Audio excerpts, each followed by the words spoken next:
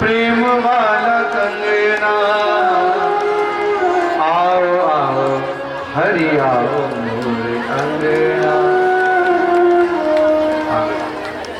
ভগবতী গুপ্জা গোবিন্দকে নিমন্ত্রণ করছে, শ্রী ঠাকুর কৃপা করলেন, বললেন চিন্তা করো না, অতি শীঘ্রই তোমার মনের ইচ্ছা পূর্ণ হবে, কিন্তু আগে মামাজির কাজটা কমপ্লিট করে আসি। গুপ্জার উপরে কৃপা করে ভগবান ধনুষযজ্ঞের মধ্যে গেলেন। গিয়ে দেখতেই দেখতে সেখানে ভগবান ধনুষযজ্ঞের মধ্যে ধনুষকে প্রণাম করে সেই ধনুষকে মাঝখান থেকে দুই ভাগে মহারাজ বিভক্ত করে ভেঙে দিলেন। এত বিশাল আওয়াজ হয়েছে, তিন লোকে তার শব্দ শোনা গেছে। কংস শুনেই দরদর দরদর করে কাঁপতে লেগে গেছে। কেন? কংসকে বরদান ছিল, যতদিন পর্যন্ত এই ধনুষ সুরক্ষিত থাকবে ততদিন পর্যন্ত তোমার কিছু হবে না, কিন্তু যেই দিন এই ধনুষ ভঙ্গ হবে সেই দিনই তোমার মৃত্যু হবে। কংস ভয়ে আক্রান্ত হয়ে কাঁদতে লেগেছে, না জানে এখন কি হবে কি হবে। ভগবান ধনুষ ভঙ্গ করলেন। এদিকে যত সব সৈন্যরা ছিল সব কৃষ্ণ বলরামের উপর আক্রমণ করে দিল। দেখতে দেখতে দোনো ভাই ধনুষের দুটি টুকরো নিয়ে এক এক করে সবার গোবিন্দায় নমো নমঃ উদ্ধার। সেখান থেকে ভগবান রঙ্গমঞ্চের দিকে যখন এসেছে, রঙ্গমঞ্চের মুখ্য দ্বারের মধ্যে একটি বিশাল বলবান হাতি দাঁড়িয়ে রয়েছে, তার নাম হলো কুবলায়া। সেই হাতির মধ্যে 10,000 হাতির বল রয়েছে।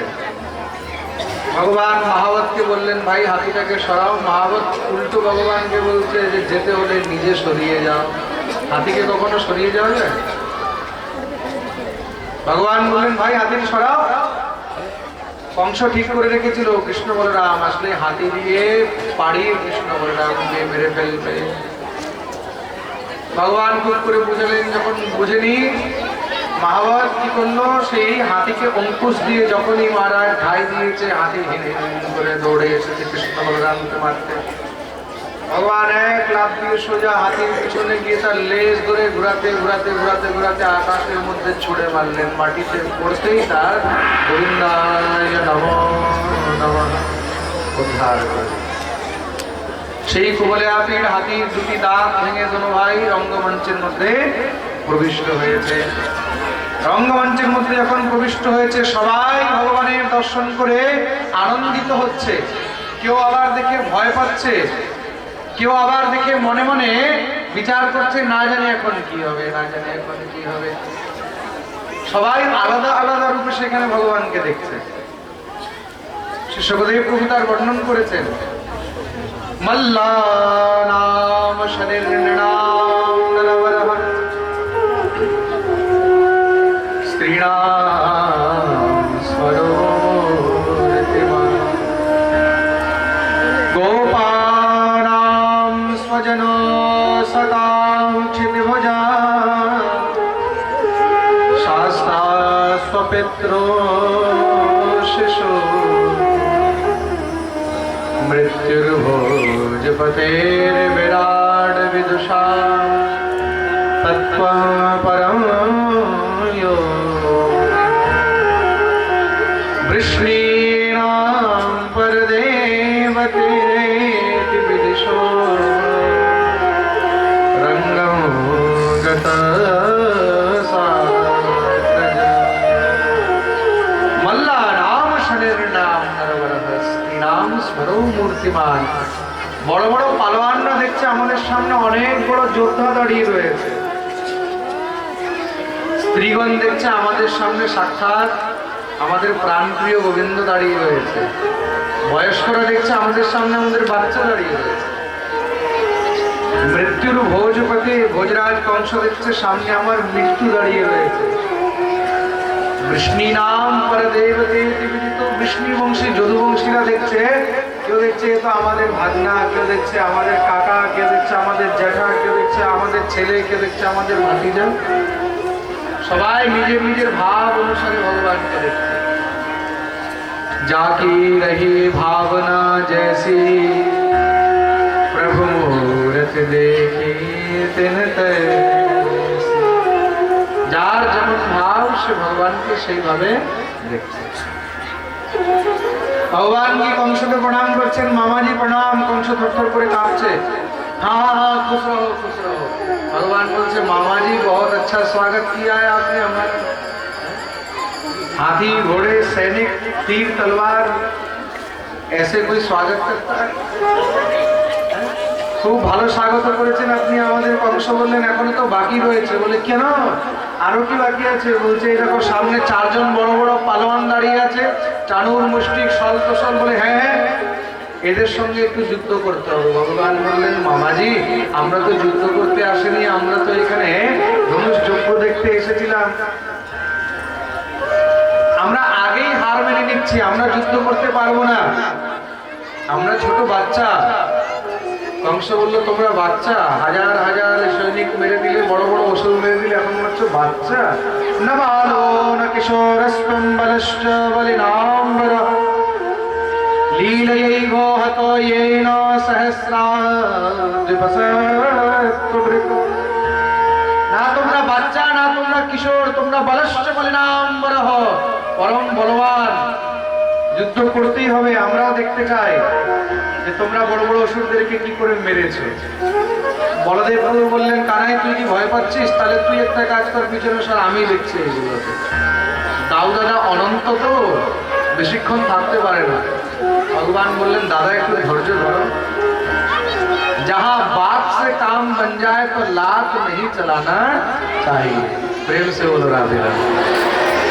ये सिद्धांत है, जहाँ प्रेम से काम निकल जाए तो वहाँ लड़ना झगड़ना नहीं चाहिए। लेकिन जो लातों के भूत हैं वो बातों से न माने तो फिर उन पर लात भी चलाना चाहिए। कल हमने कथा में कहा था ना, हिंसा नहीं करना चाहिए, लेकिन जहाँ बिना हिंसा के काम ही नहीं चले तो वहाँ हिंसा ही करना चाहिए। प्रेम से बोल रहा है। गांधी जी ने कहा था कोई आपके गाल पे एक थप्पड़ मारे तो आप उसके दूसरे गाल पे थप्पड़ मत मारना, अपना गाल आगे कर देना। बोले भैया इसमें भी मारना, बोला था कि नहीं? और दूसरे गाल पे थप्पड़ मारे तब क्या करना? तो आगे का बात गांधी जी नहीं बोल के गए, तो आगे का बात आपको खुद ध्यान रखना है। कोई एक गाल पे मारे दूसरा गाल दे दो, लेकिन दूसरे पे भी मारे तो तीसरा तो बचा नहीं ना, तो तीसरा सामने वाले का होता है, तो उसके गाल पे ढीठ अच्छे से रसीद करके पकड़ा दो। प्रेम से बोलो राधे राधे। तो खाली मार नहीं खाना है, कभी कभी जरूरत पड़े तो देना भी चाहिए, क्योंकि ज्यादा लेने से कभी कभी ओवरडोज हो जाता है और ओवरडोज रिएक्शन करता है। इसलिए थोड़ा बहुत डोज जो है पासिंग भी कर देना चाहिए। प्रेम से बोलो राधे राधे। तो भगवान ने यहाँ समझाया, बोले बातों से काम बन जाए तो लात का काम क्या? पहले बातों से समझा देंगे, अब नहीं समझेगा तो उसके बाद तो फिर अब जब नहीं माने महाराज, भगवान ने खूब समझा लिया, हम लोग लड़ेंगे नहीं लड़ेंगे नहीं लड़ेंगे नहीं। अब जो दुष्ट होता है उसको लड़ने की महाराज खुजली होती है। वो कहावत है ना, आ बैल मुझे मार, जबरदस्ती लड़ने आ जाते हैं। अब कोई जबरदस्ती आपसे लड़ने आ जाए तो क्या करोगे? भगवान ने खूब समझाया, बोले मत लड़ो मत लड़ो।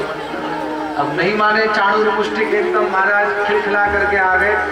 अच्छा नहीं लड़ोगे तो हम तुमको वो भी दिखाते हैं मजा, यही पछाड़ करके मार डालेंगे। भगवान बोले ठीक है, पछाड़ने की जरूरत नहीं है हमारे।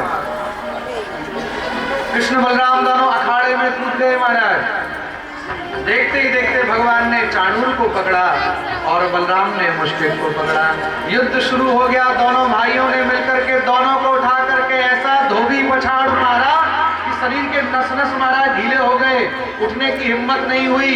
छाती पे चढ़ करके बैठ गए और जोर से मारा घूसा, और वही दोनों का गोविंदाय नमो। जैसे ही चाणूर मुष्टिक को मारा, शल तो शल दौड़ करके आ गए। সন্তোষল এসেছে, দুইজন আরো বড় বড় পালোয়ান কৃষ্ণ বলরাম, তাদেরকেও ধরে জোরে জোরে আছাড় মেরে সেখানে তাদেরও গোবিন্দায় নমঃ উদ্ধার করে দিলেন। কংস উঠে দাঁড়িয়ে চিল্লাতে লেগে গেছে, এদেরকে বাঁধো বাঁধো, মেরে দাও মেরে দাও মেরে দাও। কংস কংসের ভাইরা সব সৈনিকরা দৌড়ে আসছে মারতে। বলদেব প্রভু কানাইকে বললেন, কানাই তুই মামাকে দেখ, এগুলোকে আমি দেখছি। ভগবান এক লাফ দিয়ে সোজা মঞ্চের উপরে, কংস আবার 50 ফুট উঁচু মঞ্চ বানিয়ে বসে আছে, যদি কৃষ্ণ চলে আসে। লাফ দিয়ে ভগবান উপরে গেলেন। এইদিকে যত সৈন্য আসছে, বলদেব প্রভু এক হাতে হল আর এক হাতে মুসল নিয়ে দুই হাতে মহারাজ একদম ধড়াধড় মেরেই চলে যাচ্ছে, সব পরিষ্কার। ভগবান যখন উপরে গিয়ে উঠেছে, কংস তলোয়ার বার করলো মারার জন্য, প্রভু মেরেছে জোরে, এক ঘুষি মারতে হাত থেকে তলোয়ার নিচে উঠেছে। আপনি গিয়ে চুল ধরে কংসকে টেনে উপর থেকে নিচে নামাচ্ছে। কংস জোরে জোরে চিল্লাচ্ছে, ছেড়ে দিয়ে। ভগবান ওর মতেও ছাড়ছেন না। ভগবান বললেন, দেখেছো মামা, ওর চুল ধরে টানলে তখন কেমন কষ্ট হয়, তুমি এইভাবে আমার মায়ের চুল ধরে রথ থেকে নামিয়েছিলে, আমার মা চিল্লাতে থাকলো, তুমি তাও ছাড়নি। উপর থেকে নিচে নামিয়ে ভগবান এক আছাড় মেরে কংসের বুকের উপরে উঠে বসে গেলেন। কংস গোবিন্দের দিকে তাকিয়ে রয়ে গেল। দেখতেই দেখতে ভগবান তার মুখের মধ্যে জোরে এক ঘুষি মেরেছে, সেইখানেই তার গোবিন্দায় নমঃ। দেখতেই দেখতে সেখানে ভগবান কংসের উদ্ধার করে দিলেন।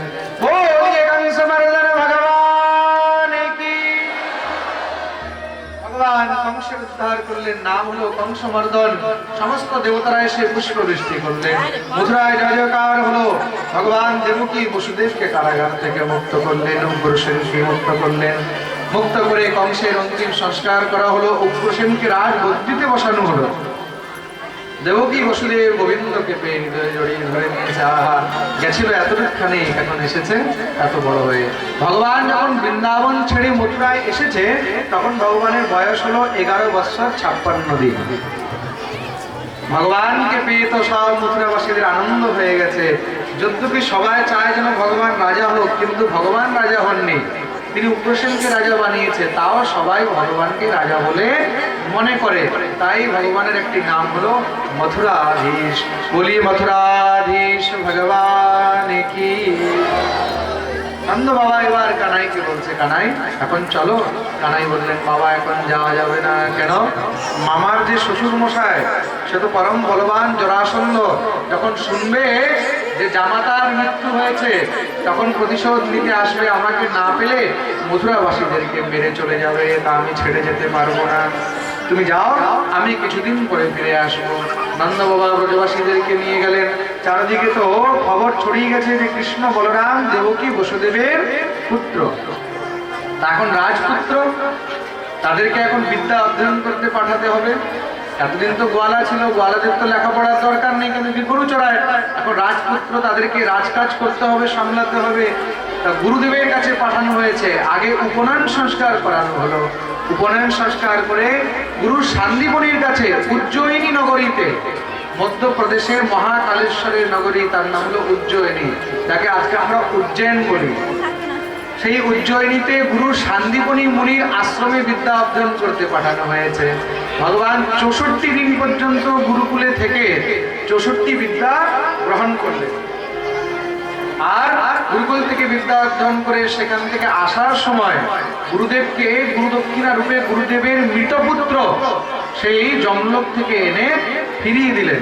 আর সেই গুরুকুলেই ভগবানের বন্ধুত্ব হয়েছিল ব্রাহ্মণ সুদামার সঙ্গে। বলিয়ে সুদামাজি মহারাজ কি। ভগবান গুরুকুল থেকে ফিরে আসলেন। রাজা পরীক্ষিত একটি প্রশ্ন করেছে, বলে, প্রভু, ভগবানকেও কি গুরু করতে হয়? ভগবানও কি গুরু করে? ভগবান তো সর্বজ্ঞ সর্বজ্ঞানী, তাকে আবার গুরু করার দরকার হয়? শ্রী সুখদেব প্রভু বলছে, এটাই তো ভগবানের চরিত্র। ভগবান নিজের চরিত্রের মাধ্যমে সংসারকে দেখালো যে গুরু বিনা আমিও জ্ঞান পেতে পারি না। গুরু ছাড়া এই সংসারে কখনো কিছু পাওয়া সম্ভব নয়। তার জন্য জীবনে যতক্ষণ গুরু আশ্রয় হবে না, ততক্ষণ এই জীবনে কিছু পাওয়া সম্ভব নয়। শিক্ষা পেতে হলেও গুরু করতে হবে, দীক্ষা পেতে হলেও গুরু করতে হবে। গুরু ছাড়া কিছু সম্ভব নয়, না জ্ঞান সম্ভব আর না ভক্তি সম্ভব। যদি ভক্তির পথেও যেতে হয়, যদি ভজনের সাধনের পথেও যেতে হয়, তাহলেও গুরুর আশ্রয় নিতে হবে। কেন কি নিগুড়া জীবনের কোনো দাম নেই গুরু ছাড়া। খুব মন দিয়ে শুনবে। অনেকজন ভাবে যে যখন হবে তখন গুরু করে নেব, কিন্তু গুরু কৃপা ছাড়া, গুরু প্রদত্ত মন্ত্র জপ না করে তুমি যতই ঠাকুর সেবা করো, যতই কিছু করো, সেই সব সেবা কোনো কাজে লাগে না। তার জন্য গুরুর হাতের দেওয়া তুলসী মালা যতক্ষণ পর্যন্ত গলায় পড়বে না, ততক্ষণ পর্যন্ত এই দেহের দ্বারা যতই তুমি শুভ কর্ম করো, যতই সেবা করো, সেটা কোনো কাজে লাগবে না। মন্দির শুনবে কিন্তু ভগবানকে আমরা যতই কিছু ভোগ লাগাই, 56 ভোগ 36 ব্যঞ্জন, তুলসী না দিলে কি ভোগ হয়? 56 ভোগ 36 ব্যঞ্জন বিনা তুলসী প্রভু এক না মানি। 56 ভোগ 36 ব্যঞ্জন যদি সামনে লাগানো হয়, ভগবান বিনা তুলসীতে গ্রহণ করে না, বিনা তুলসীতে গ্রহণ করে না। তা যদি 56 ভোগ 36 ব্যঞ্জন তুলসী ছাড়া গ্রহণ না হয়, তাহলে এই দেহ দ্বারা ভগবানের তুমি যতই সেবা করো, সেইটা ভগবান কি করে স্বীকার করবে?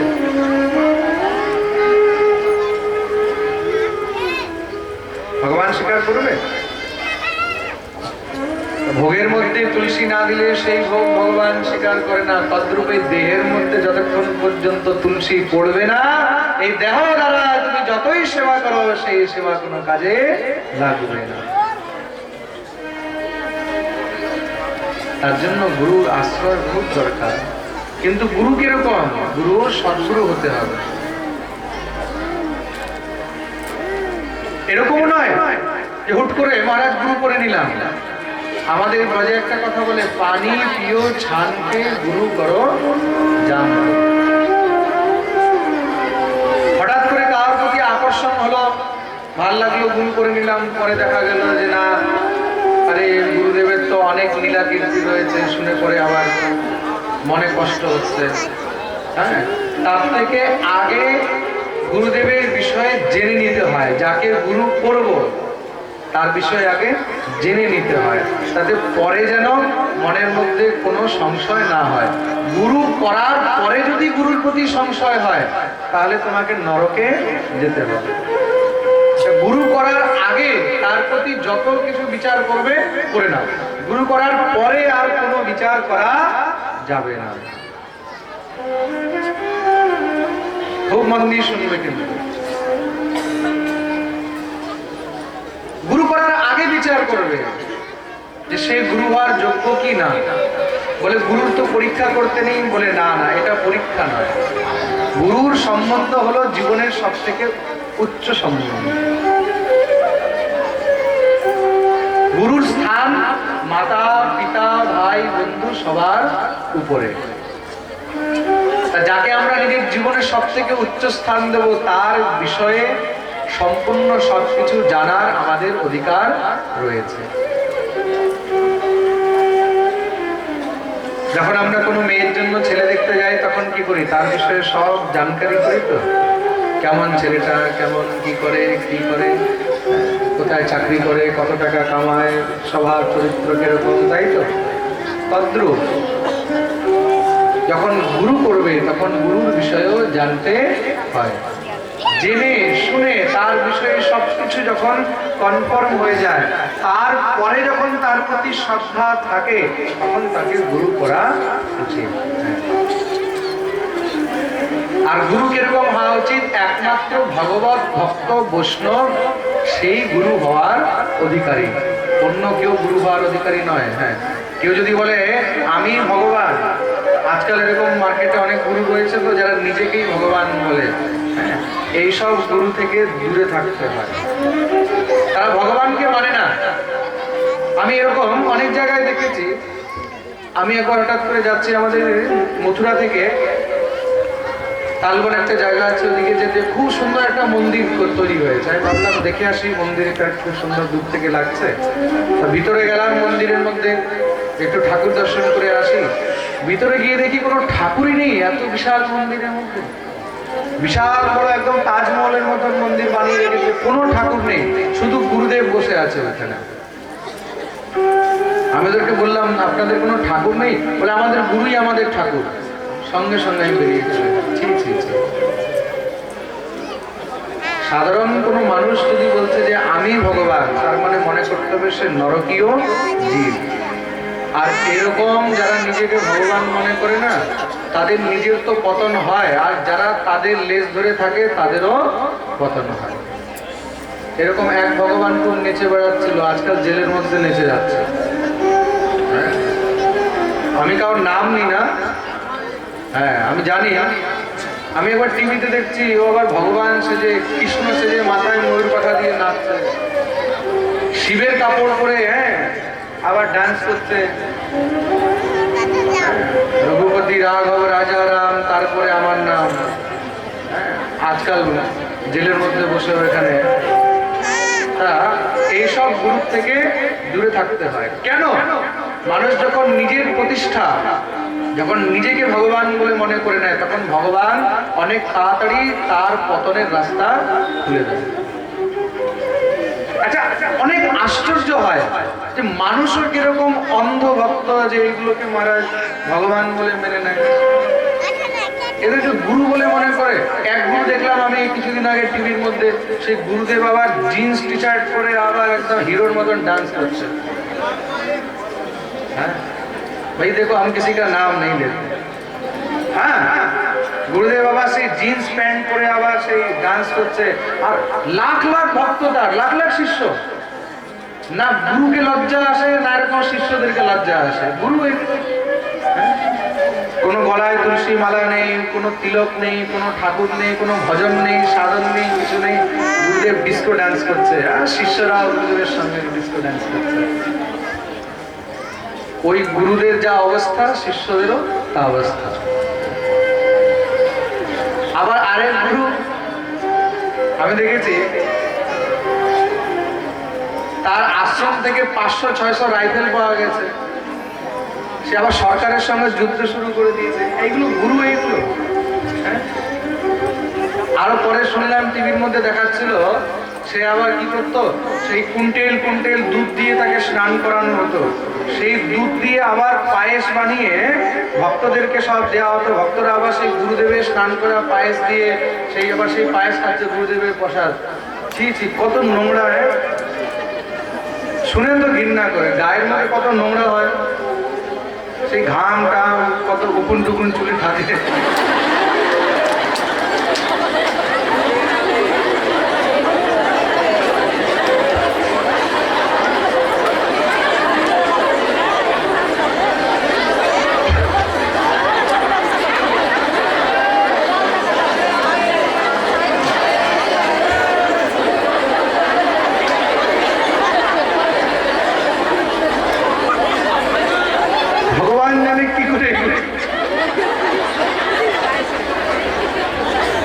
শ্রদ্ধা হয়, এসে কত শুনে ঘৃণা হয়।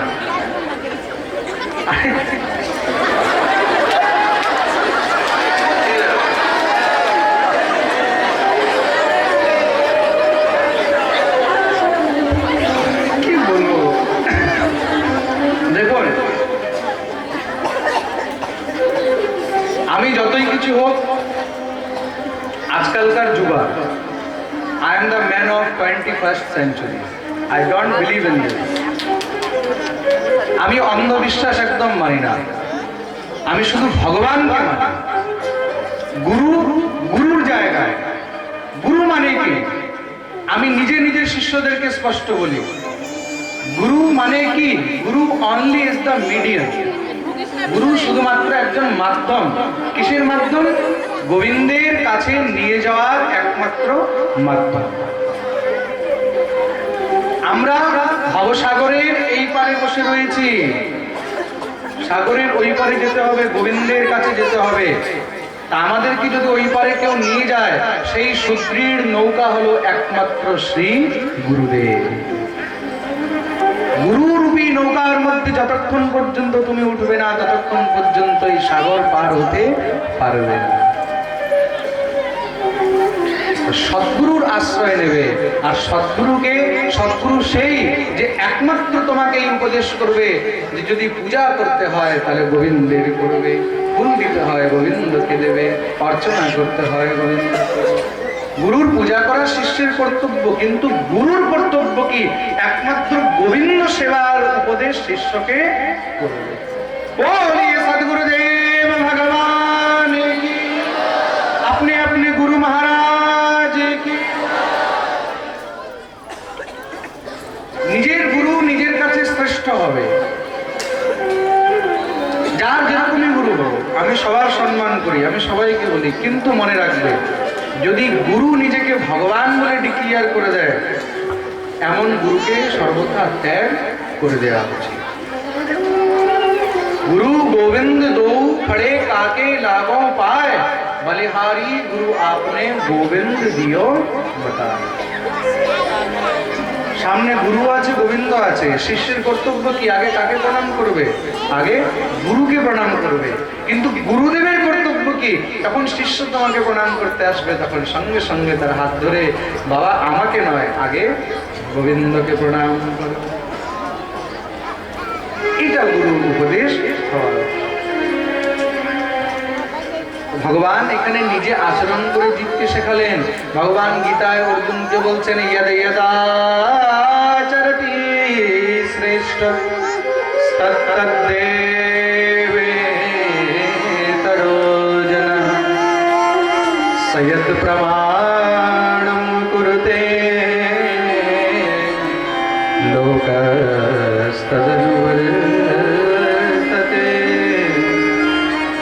यदि यदा चरति श्रेष्ठस्तत्तद्देवेतरो जनः। আমি সংসারে নিজের আচরণ দ্বারা জীবকে শিখিয়ে যাই, আর মহাপুরুষগণ যা আচরণ করে গেছে আমাদেরকে সেটাই অনুকরণ করা উচিত। প্রেম সে বলো রাধে রাধে। তার জন্য ভগবতী মীরা বলেছেন না,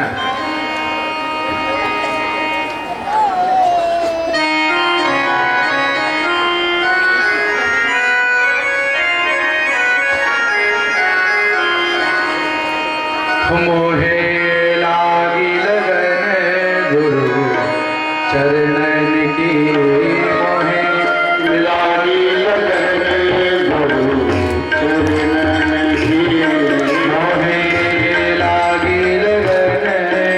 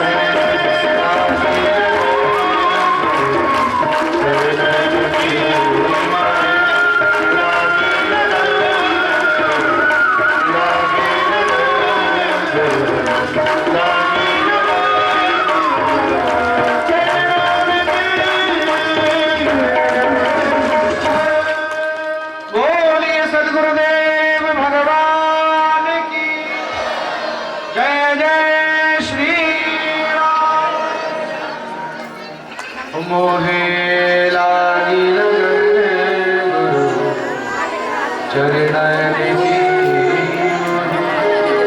लागिल गुरु चरण। भगवान गुरुकुल থেকে অধ্যয়ন করে সম্পূর্ণ সংসারকে শিক্ষা দিলেন। এখানে ভগবানের মিত্রতা বন্ধুত্ব হলো কার সঙ্গে? উদ্ধবের সঙ্গে।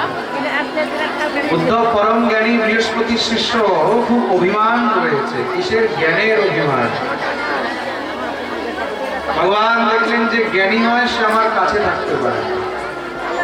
তো মন দিয়ে শুনবে, জ্ঞানী মানুষকে কিন্তু বেশি কাছে রাখা যায়।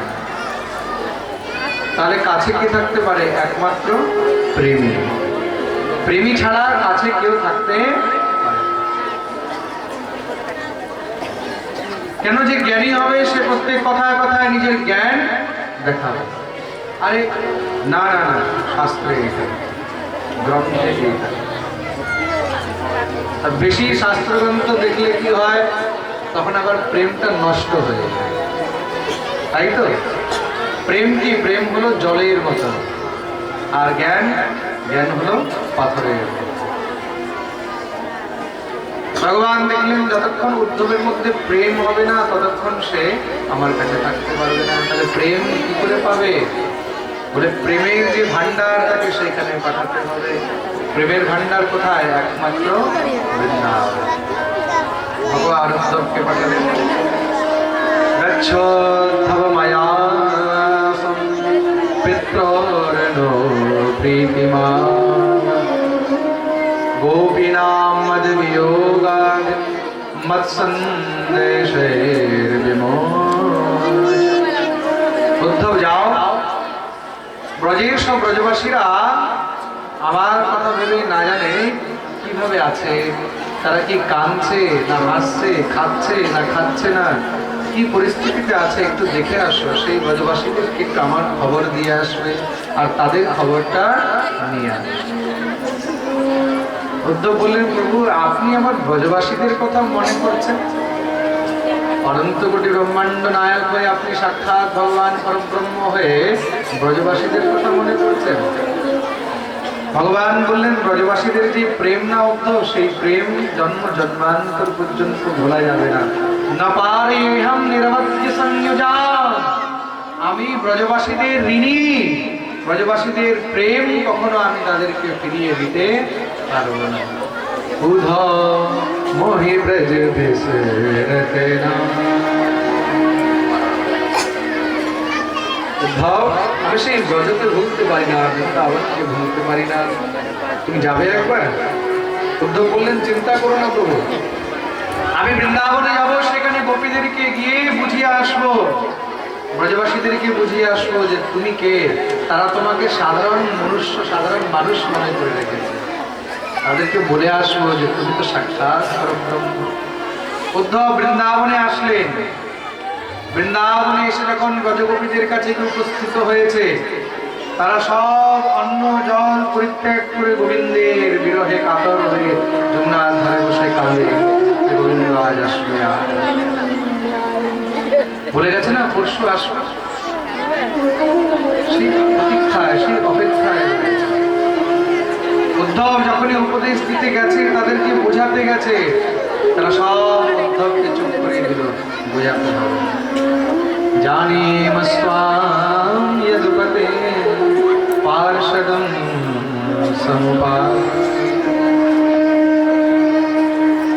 জানি জানি, তুমি সেই যদুপতির পাঠানো পার্শ্বত্ব আমাদেরকে বুঝাতে এসছো। কি বোঝাবে বলো? তোমরা কার জন্য কাঁদছো? যার জন্য কাঁদছো সে তো এই বিষয় থেকে অতীত। এই সংসার জীব ব্রহ্মের উপরের বস্তু, সে বিয়োগের বস্তু নয়। তাকে কেঁদে পাওয়া যায় না। তাকে যদি পেতে হয় তাহলে যোগ করতে হয়, সাধনা করতে হয়। তাকে যোগ সাধনার মাধ্যমে পাওয়া যায়। কবিগণ উদ্ধবকে বলছে, উদ্ধব কোন যোগের কথা বলছে? আমাদের তো একটাই মন ছিল, একটি প্রাণ। আমরা সেই মন প্রাণ আত্মা দিয়ে শুধুমাত্র সেই গোবিন্দকেই ভালোবাসি। সেই মনটা তো সে নিজের সঙ্গে কেড়ে নিয়ে চলে গেছে। আর তো কোনো মন নেই যে মনের মধ্যে আমরা যোগকে রাখবো। সেই যোগের জন্য আমাদের কাছে জায়গা নেই। এই দেহের থেকে কোনো বস্তু যদি দূরে হয়ে যায় তাহলে সেটাকে শুধু বিয়োগ দিয়েই দেখা যায়। কোনো জিনিস যদি সংখ্যা থেকে কমে তাহলে কি হয়? তাকে কি বলে? কি বলে? বিয়োগ। গোবিন্দ তো আমাদের সর্বস্ব, সে দূরে গেছে, শুধু বিয়োগই হতে পারে, যোগ হতে পারে না। मन न भये 10-20 एक हाथा सो गया श्याम सन को अब राधेगी उधो मन न भये 10-20। একটাই তো মন ছিল, সেই মনটা গোবিন্দের সঙ্গে চলে গেছে। 10-20টা তো মন নেই। কোন মন দিয়ে যোগ করবো? আরেকটা কথা বলি উদ্ধব, ভগবানের ভজন সবাই করতে পারে, যোগও করতে পারে, তপস্যা করতে পারে, কিন্তু ভগবানের জন্য সবাই কাঁদতে পারে না। ভগবানের জন্য তো একমাত্র তার কোন প্রেমী কাঁদতে পারে। इति गोप्यो हि गोविन्दे गतवाक्यायमानसा कृष्णदूते ब्रजं व्यापे उद्धवेत्यक्तलौकिक।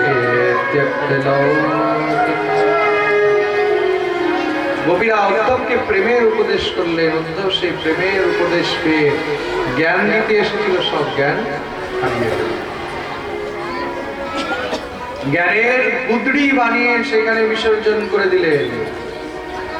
সেই ব্রজরজের মধ্যে গড়াগড়ি দিয়ে গোবিন্দের কাছে প্রার্থনা করছে, প্রভু জীবনে যদি আমি কোনো পুণ্য করে থাকি তাহলে শুধু একটি আশা, কি এই বৃন্দাবনে এই ব্রজের মধ্যে যেন আমি জন্ম নিতে পারি। আশা মহ চরণরেণু যশামহং শ্যাম বৃন্দাবনে কিমপি গুল্মলতো ষধীনা यादुस्त्यजं स्वजनमार्यपथं चरे भेजुर्मुकुन्द पदवीं श्रुतिभिर्विवृज्ञा। যদি আমি ব্রজের